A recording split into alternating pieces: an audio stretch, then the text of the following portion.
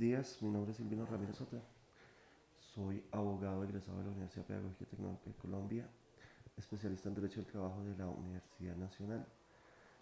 Actualmente soy conjuez del Tribunal Superior del Distrito Judicial de Tunja, sala laboral. Soy abogado litigante con 10 años de experiencia en materia del derecho del trabajo y mi charla va a ser referente a este tema en específico, derecho del trabajo.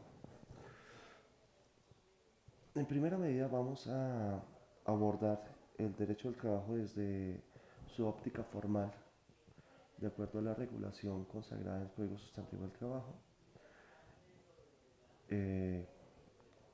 algunas precisiones respecto de este tema. Después abordaremos la crisis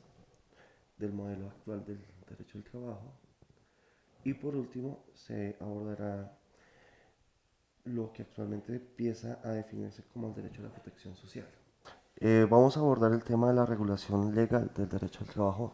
en esta primera instancia, que es como el estado actual. Vemos cómo el trabajo está definido como toda actividad humana, material o intelectual que presta una persona al servicio de otra, ya sea natural o jurídica, sin importar cualquiera sea su finalidad, siempre y cuando esté regida por un contrato de trabajo. En este aspecto vemos que el contrato de trabajo toma diversas formas o modalidades según sea la necesidad o sea la forma de vinculación. ¿Qué formas puede obtener o qué formas puede tomar un contrato de trabajo?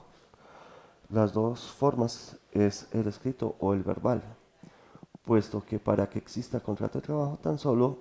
es necesario acordar la forma en que se va a prestar el servicio y la remuneración de este, razón por la cual hay libertad de estipulación frente a la forma que puede obtener el contrato de trabajo, con una reserva legal, que ya veremos más adelante. Entonces, las formas pueden ser escrito o verbal. De preferencia, se sugiere que todo contrato de trabajo sea o conste por escrito, para efectos de evitar cualquier mala interpretación de sus cláusulas. Las modalidades que puede tomar este contrato de trabajo serán los contratos a término fijo, contratos a término indefinido, contrato por obra o labor, contrato ocasional transitorio. El contrato a término fijo, como su nombre lo indica, establece que las partes han determinado previamente el tiempo que va a durar su trabajo o el tiempo en el cual se necesita que el trabajador preste sus servicios. Este contrato de trabajo puede ser inferior a un año o por un término superior a un año. En los contratos de trabajo con término inferior a un año, se permite la renovación de este por 3 periodos consecutivos. Ya al cuarto se entiende renovado de año en año bajo lo que se conoce como un término presuntivo. El contrato a término indefinido, como su nombre lo indica, no tiene una duración definida en el tiempo. El contrato de obra o labor, al contrario, al ser una mixtura entre estos dos, al término fijo y término indefinido, se determina por la duración en que se haya pactado la obra o labor. Verbigracia, la construcción de una casa, la construcción de una obra pública, la ejecución de una labor cuantificable o cuantificada. Y está el trabajo ocasional o transitorio, cuya duración es inferior a un mes, siempre que se presente para labores ajenas a la prestación, a la, al objeto social de la empresa. Para que exista un contrato de trabajo, se debe coincidir en tres elementos básicos que nos habla el artículo 23 del Código Sustantivo del Trabajo. Elementos que son la prestación del servicio, es decir, la labor, el trabajo. Como segundo elemento está la remuneración. Obviamente, el trabajo debe ser remunerado porque se busca percibir un dinero que le permita al trabajador subsistir y en algunos casos permitir la movilidad social de este. Como tercer elemento básico está la subordinación, entendido como la capacidad del empleador de direccionar la calidad y la cantidad del trabajo, la potestad de modificar el lugar donde se presta el trabajo o todo aquel elemento que permita ejercer órdenes y direcciones frente al trabajador. ¿Qué tenemos? Que una vez confluido estos tres elementos y bajo el precepto de primacía de la realidad sobre las formalidades,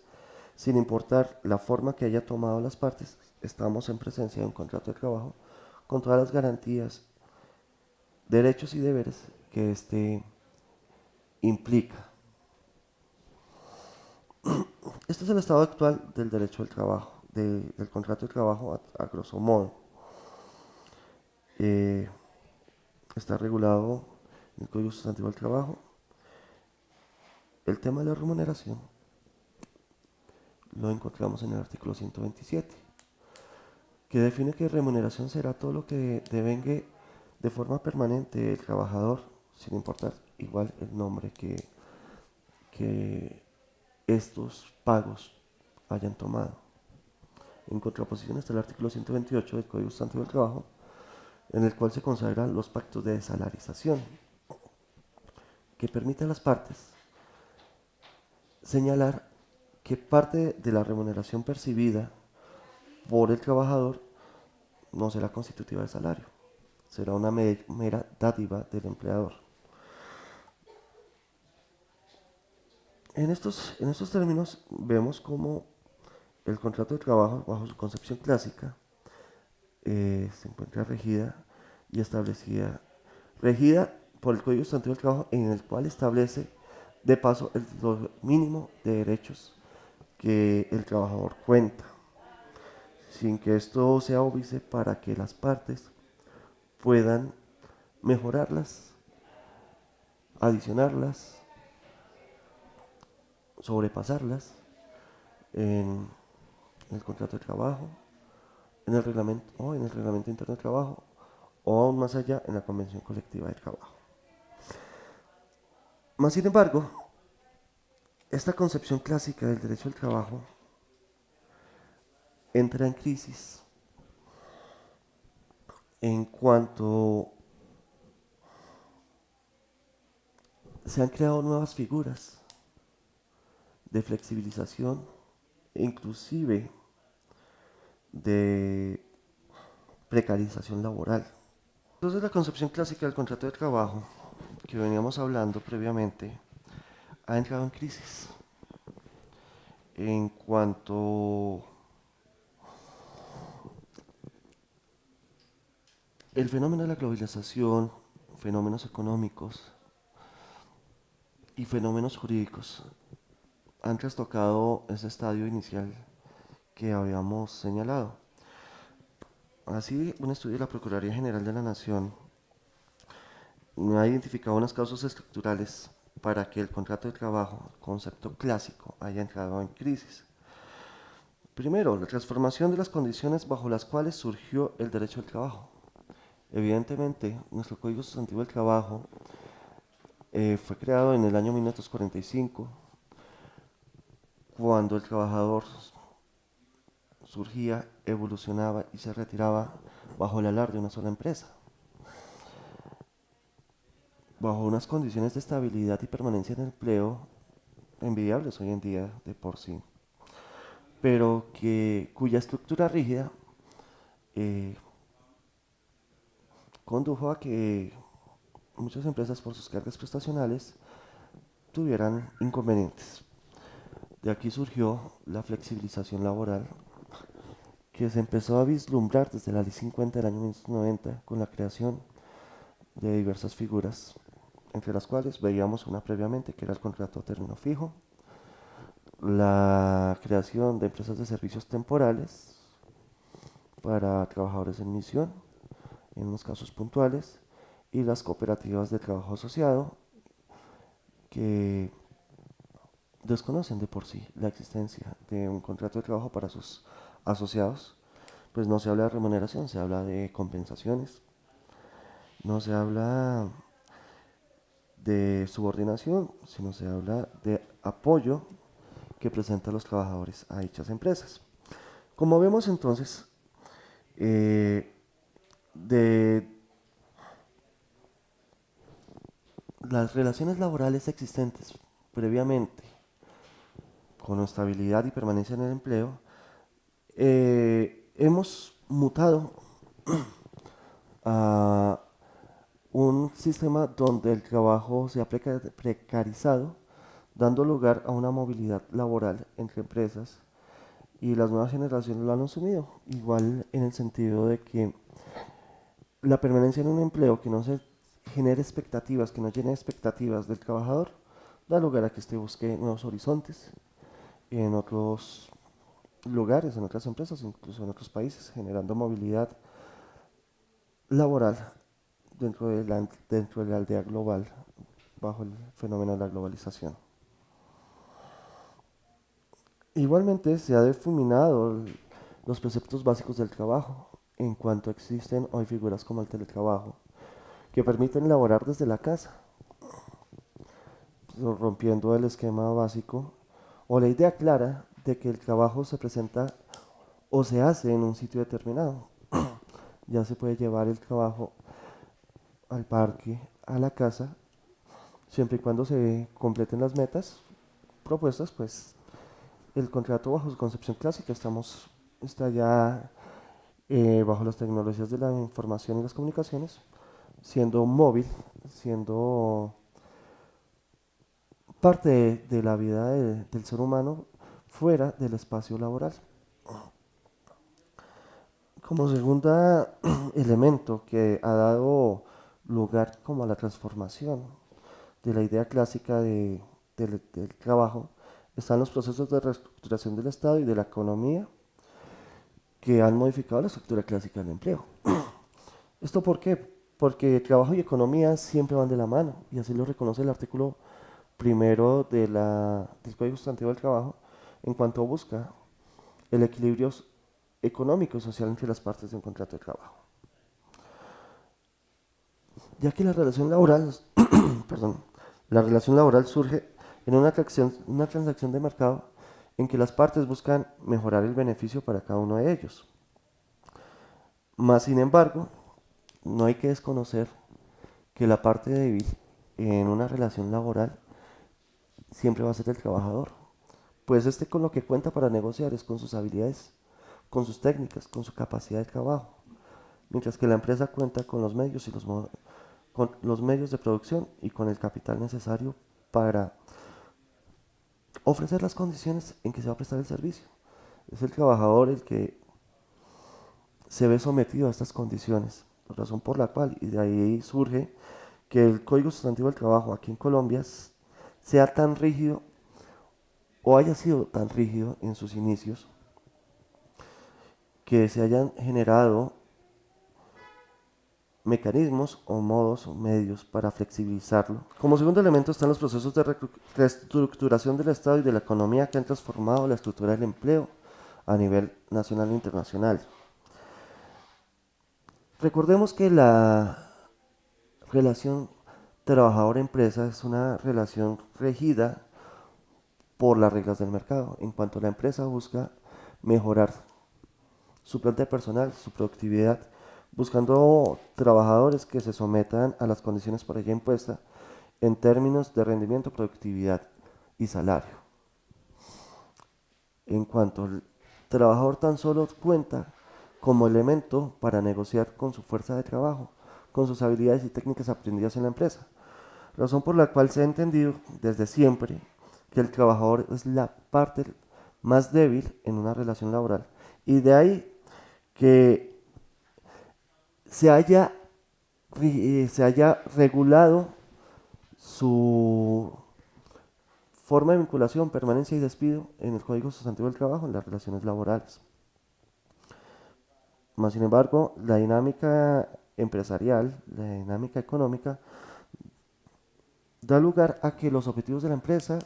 los fines de la empresa modifiquen con el tiempo, no siendo posible mantener unas relaciones por término indefinido. De ahí surge los contratos a término fijo. De ahí surge también que el trabajador al momento de negociar pues no cuente con mayores elementos a su favor, razón por la cual el contrato de trabajo se constituye como el fuerte en defensa del trabajador. Concepción clásica que vemos ha entrado ya en crisis, siendo revaluada por nuevas formas de vinculación. Como tercer elemento, en el estudio que se ha hecho referencia por parte de la Procuraduría, está la estructura de costos del contrato de trabajo. Pues vemos que además del salario, existen cargas fiscales y parafiscales que afectan la nómina, lo que impacta necesariamente el costo de un trabajador. Pues además del salario, hay que adicionarle los aportes parafiscales a cajas de compensación, hay que adicionarle los costos que genera la afiliación del trabajador al sistema de seguridad social que existe aquí en el país. Todo lo anterior da lugar a que se haya establecido como norma la flexibilización laboral e inclusive hasta la precarización del contrato de trabajo. Pues vemos que se ha pasado desde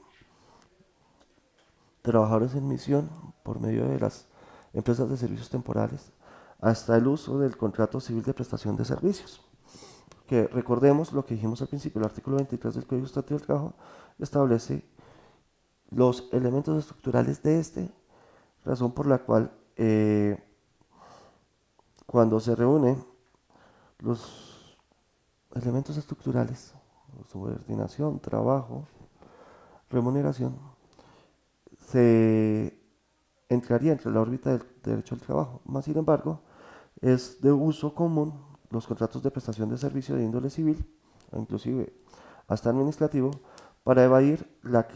estructura de costos que genera el contrato de trabajo, trasladándolos al trabajador, obviamente. Además de lo anterior, está el estrecho vínculo que existe entre economía y trabajo, reconocidos, como se decía previamente, desde el artículo primero del Código Sustantivo del Trabajo. Pues la relación laboral surge la transacción de mercado en que las partes buscan perseguir de la manera más eficiente sus propios fines. Amén de lo anterior, está el estrecho vínculo de economía y trabajo que hemos venido visualizando en estos pocos minutos de charla. Esta simbiosis apareja necesariamente que las crisis económicas traigan consigo crisis en el derecho al trabajo. Amén que la dinámica del sistema capitalista y sus crisis cíclicas han dado lugar a que pasemos de un estado de protección pleno del trabajador a un estado de precarización laboral, lo cual da lugar a que se reconfigure el derecho al trabajo bajo nuevas perspectivas y bajo nuevas formas, bajo nuevos pisos de protección. Es así como surge el derecho a la protección social, como un estadio superior a la concepción clásica del derecho al trabajo. Pues para la OIT, la protección social implica o quiere decir que las personas y las familias gocen de seguridad frente a las vulnerabilidades y contingencias propias del ciclo de vida, nacimiento, enfermedad, invalidez, vejez, muerte, al igual que busca garantizar que todas las personas tengan acceso a asistencia médica y un trabajo y un ambiente o entorno seguro de trabajo. Pues es con natural al ser humano que durante su ciclo vital se encuentre expuesto a los riesgos ya señalados, los cuales entran a ser cubiertos en parte por el sistema de protección social de cada estado, quienes en cumplimiento de los compromisos internacionales ah, han optado por generar una política de protección social.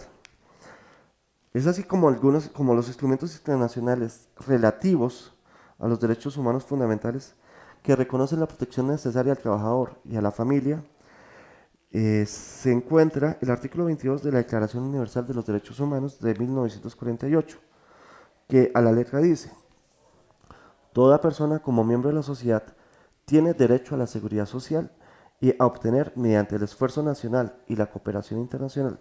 habida cuenta de la organización y los recursos de cada Estado, la satisfacción de los derechos económicos, sociales y culturales indispensables a su dignidad y al libre desarrollo de la personalidad. A renglón seguido, el artículo 25 del mismo instrumento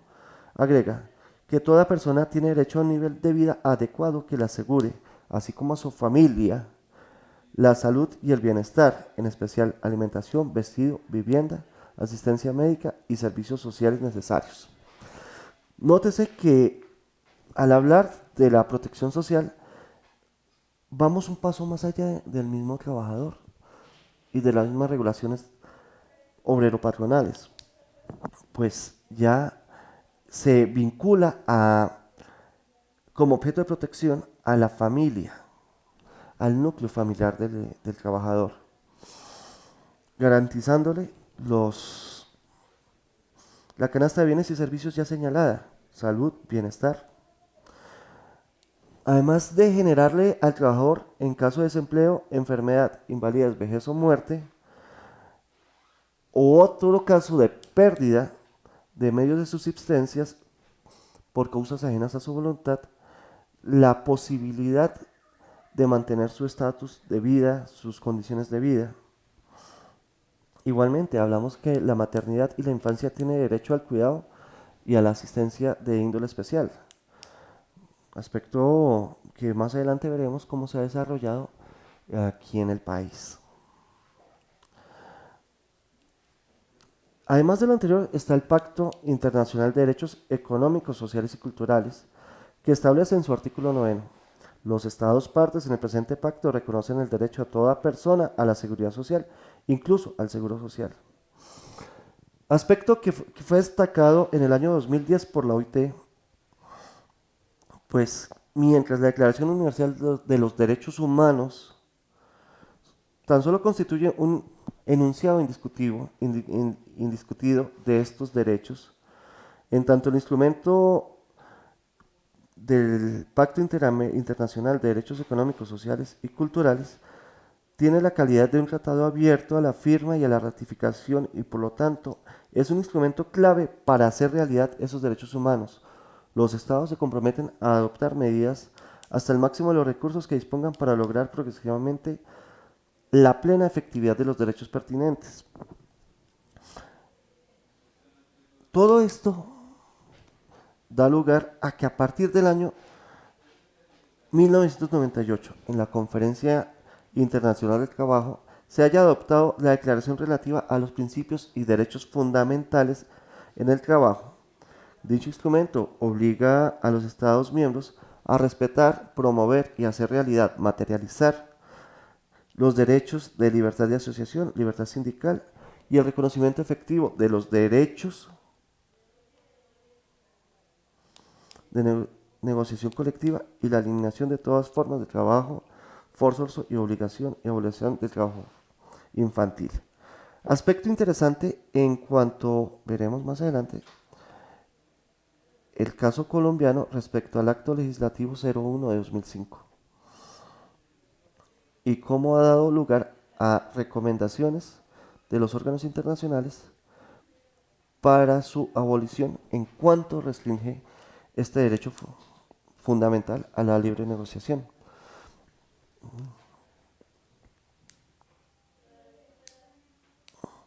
Para el año 1999, la OIT estableció el concepto de derecho al trabajo decente, siguiendo 5 objetivos básicos o 5 lineamientos básicos. Empleo productivo. En cuanto, bajo la lógica del sistema capitalista que nos rige, el empleo debe generar mayor valor al trabajador y a su empleador, lo cual repercutiría necesariamente en un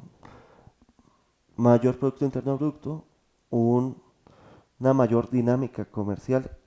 un mayor crecimiento económico del Estado en condiciones de libertad. En cuanto al trabajador y el empleador, con las salvedades hechas anteriormente de la no renuncia a los derechos mínimos consagrados en la Conferencia Internacional del Trabajo, amén de las disposiciones internas de cada país, la libertad de negociar las condiciones en que se va a prestar el trabajo, la remuneración de este y los beneficios que se van a obtener. Bajo principios también, equidad, seguridad y dignidad. Mm, Principios que regulan no solo la relación de trabajo, no solo el contrato de trabajo, sino la vida del ser humano en sí mismo, siendo principios no transables, no monetizables y que regulan en términos generales el, el nuevo derecho al trabajo. Posteriormente, la OIT, en desarrollo de estos principios, estableció el denominado piso de protección social. Piso protección social entendida como una canasta básica de bienes y servicios que van a garantizar la vida en condiciones dignas al trabajador, el bienestar de su familia, además que permite a los trabajadores con ingresos insuficientes y a los adultos mayores garantizarle un estándar de ingresos que le permita mínimamente mejorar sus condiciones materiales de vida. Pues este piso protección social está enfocado a los grupos vulnerables, sin que esto signifique necesariamente una camisa de fuerza a los Estados miembros o los estados que adopten estos lineamientos, ya que estos estados pueden decidir lo que es factible o no, definir los servicios esenciales que brindará a sus habitantes en cuanto cada estado conoce sus condiciones económicas y sus posibilidades para dar a sus habitantes este mínimo piso de protección social. Con todo lo anterior, con todo este panorama que abuelo de pájaro se ha dado del estado del piso de protección social, tenemos que ver ahora en Colombia cómo estamos al tema. Vemos que el artículo 25 constitucional establece el derecho al trabajo, pero se ha entendido que no es garantizarle a todos los habitantes del país un trabajo como tal, sino que aquellos que tienen acceso al trabajo tienen derecho a un trabajo digno que no menoscabe su integridad personal. Este derecho al trabajo está en Colombia muy íntimamente relacionado al sistema de seguridad social, pues no debemos olvidar que todo trabajador destina una parte de su salario para aportar para aportar en prevención de las contingencias de invalidez, vejez y muerte de origen común o profesional, de acuerdo a las reglamentaciones ya de la Ley 100 del año 1993 con sus reformas. En Colombia, el derecho del trabajo está consagrado en el artículo 25 constitucional, mas no como la obligación de darle trabajo a todos los connacionales, sino en la obligación que se tiene de que cada uno que tenga su empleo lo haga en las condiciones apropiadas y con el respetándole la dignidad inherente al ser humano. Igualmente, a nivel constitucional encontramos el artículo 48 que establece el derecho a la seguridad social y el artículo 53 que establece el mínimo de garantías y derechos que se han de consagrar en un futuro estatuto del trabajo. Llevamos 13 años esperando la expedición de este estatuto que recoja el mandato del artículo 53 constitucional, pero igual ha sido fuente de grandes avances en materia de protección social para los trabajadores y para los habitantes del país. Es así como existe una íntima relación aquí en el país entre trabajo y seguridad social, pues uno depende del otro. Recordemos que cada trabajador de, del país se encuentra obligado junto con su patrono para aportar en prevención de los riesgos de invalidez, vejez y muerte, ya sea estos de origen común o profesional. Ahora sí vemos que a partir de la ley 797, el piso de protección se amplió respecto de trabajadores independientes. Esto en cuanto en la ley 100 y sus normas reglamentarias se tenía que el trabajador independiente era un afiliado voluntario al sistema de seguridad social. Hoy en día, todo trabajador independiente con capacidad de pago es necesariamente, debe ser, más bien, debe hacer su afiliación al sistema de seguridad social.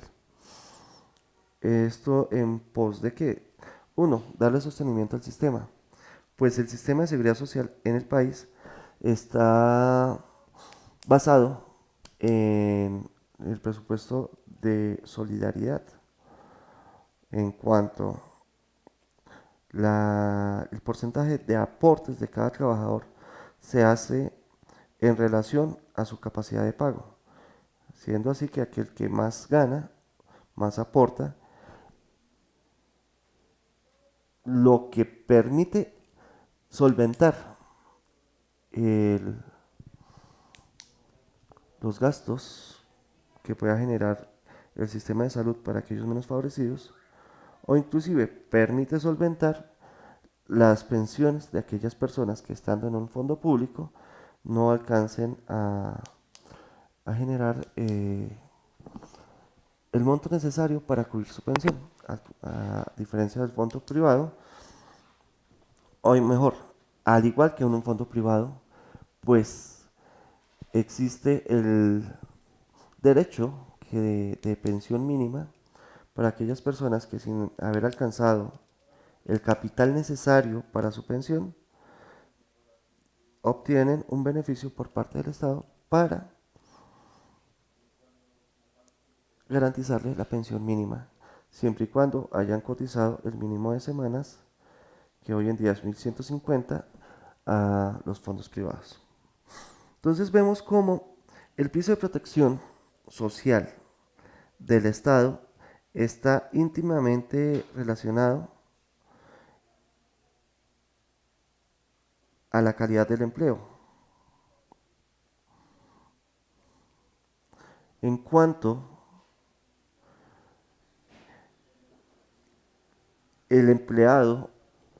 o el trabajador independiente con capacidad de pago es el que subsana o genera un equilibrio financiero a través de sus aportes adicionales, recordando que en materia de pensiones públicas existe el límite del tope del 25 salarios mínimos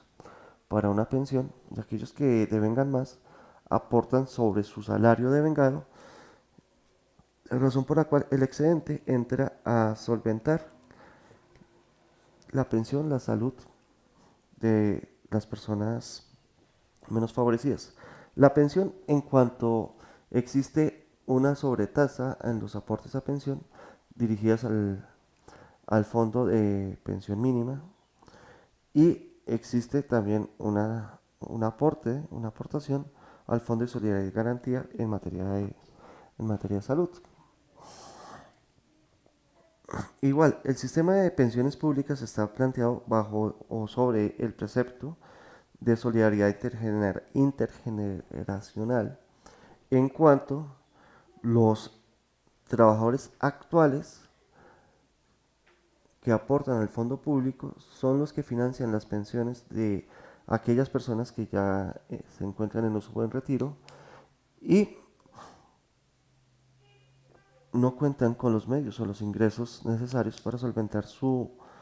necesidades en la vejez. Pues si mirásemos los aportes que se hiciesen de una persona con salario mínimo durante toda su vida, no llegarían a solventar la pensión correspondiente durante su expectativa de vida. Esto ha dado lugar a muchos debates sobre la necesidad, la viabilidad de una reforma pensional, pero está todavía en ciernes tal evento. El mínimo de derechos, consagrados en el artículo 53, ha sido base para que nuestra Corte Constitucional haya generado diversas líneas jurisprudenciales de protección a la familia, a la mujer gestante,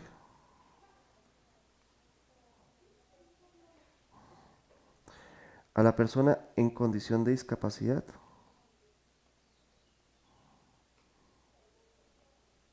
en, en consecuencia, el artículo 53 de la Carta Política, que contiene el mínimo de derechos, para consagrar en el artículo, en el Estatuto del Trabajo, y